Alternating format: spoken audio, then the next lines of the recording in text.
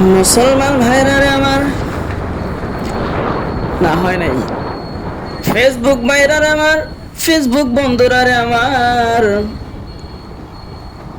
আজকে শনিবার, মার্চ মাসের 1 তারিখ চলতেছে। আগামীকাল থেকে রোজা রাখতে হবে।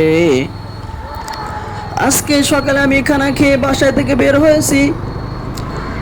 আর খানা খাওয়ার সময় চিন্তা করলাম, আজকে সকালে খানা খাচ্ছি, আগামীকাল থেকে আর খানা খেতে পারবো না। খানা খাওয়া যাবে, খেতে পারবো না কেন? তবে আল্লাহ তাআলার বিধান, মাহে রমাদান শুরু হয়ে যাবে। আগামীকাল থেকে আর চাইলেও খেতে পারবো না। রোজা রাখতে হবে, তারাবি পড়তে হবে, শুধু সেহরিতে খেতে হবে, আবার ইফতার করে ইফতারের পরে খেতে হবে।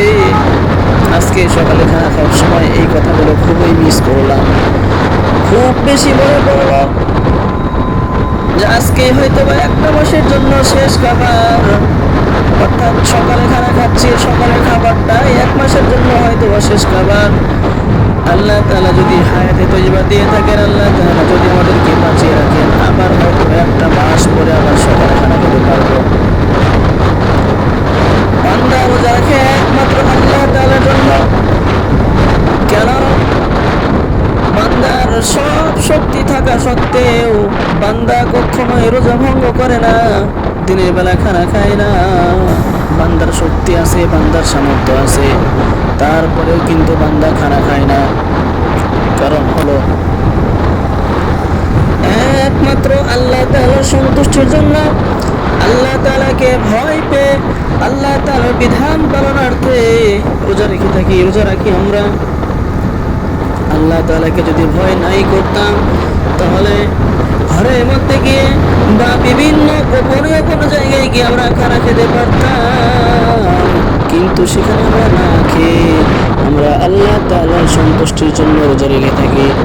এই জন্য আল্লাহ তাআলা বলেছে, আস-সাওমু লি ওয়া আনা আজজি বিহি, রোজা আমার জন্য, আর এর প্রতিদান হিসেবে আমি আল্লাহ তাআলা তাকে পুরস্কৃত করব। দুনিয়ার নিয়ম হলো, যদি বড় কোনো প্রসিদ্ধ নাম করা মানুষের কাছ থেকে যদি আমি পুরস্কার নেই, পুরস্কার পাই, তাহলে নিজেকে অনেক গর্বিত মনে হয়, আমি এত বড় লোকের কাছ থেকে নিয়ে পুরস্কার পেয়েছি। ঠিক তেমনি ভাবে রোজা আল্লাহর জন্য। আল্লাহ তাআলা বলতেছেন, আমি নিজেই বান্দার এই রোজার প্রতিদান আমি নিজের হাতে নিজে পুরস্কৃত করব। তাহলে আল্লাহ তাআলা আমাদেরকে না জানি কত বড় পুরস্কৃত করবেন, কত বড় পুরস্কার দিবেন। এই জন্য আমরা রোজা রাখি। আজকে শনিবার, আজকে থেকে আমাদেরকে তারাবি পড়তে হবে। তারাবি অনেকেই বলে 20 রাকাত, অনেকেই বলে 8 রাকাত। তাহলে কোনটা করব? কেউ বলে 8 রাকাত, কেউ বলে 12 রাকাত, কেউ বলে 20 রাকাত। আমার কথা হলো, 20-এর মধ্যে 8 আছে, 20-এর মধ্যে 12 আছে, কিন্তু 12-এর মধ্যে কিন্তু 20 নাই, 8-এর মধ্যে কিন্তু 20 নাই। এই জন্য যেহেতু সমস্যা মনে হয়, তাহলে আপনি যদি 8 পড়ে থাকেন, 20 হয়ে থাকে, তাহলে আপনার নামাজ বাদ গিয়েছে। যদি 12 পড়ে থাকেন, 20 হয়ে থাকে, তাহলে নামাজ বাদ গিয়েছে। আর যদি আপনি 20-এর মধ্যে 20 হয়ে পড়েন, তাহলে 8 হোক, 12 হোক, 20 হোক, যাই হোক না কেন, আপনি যেটা পড়েছেন সেটা কিন্তু আদায় হয়ে যাবে, কোনো গুনাহগার হওয়ার সম্ভাবনা নাই। এই জন্য গুতাগুতি, পারাপারি, হোরাহুরি, এই ধাক্কা ধাক্কি, ঠেলাঠেলি না করে আমরা 20 রাকাত তারাবি পড়ার চেষ্টা করব। 20 রাকাত তারাবি পড়লে তাহলে আমাদের মধ্যে আর কোনো সন্দেহ থাকবে না। এই জন্য আমরা সকলেই চেষ্টা করব 20 রাকাত তারাবি পড়ার জন্য। চাই আপনি খতম পড়েন, চাই আপনি সূরা পড়েন, যেটা পড়েন না কেন সমস্যা নাই, তবে খতমের মধ্যে সওয়াব বেশি। পুরো কোরআন শরীফ খতম করা হয়, এর মধ্যে সওয়াব বেশি আছে। সূরার মধ্যে শুধুমাত্র কয়েকটা সূরা পড়া হয়।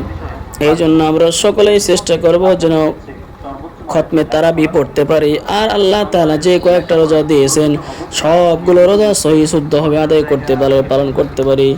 সকলেই বলুন আমিন, আল্লাহুম্মা আমিন। শিক্ষার্থীকে অষ্টম শ্রেণীর বৃত্তি পরীক্ষা এবং এসএসসি, এইচএসসি পরীক্ষায় বোর্ড স্ট্যান্ড করা এবং দেশ চালানোর লক্ষ্য নিয়ে পড়ায়।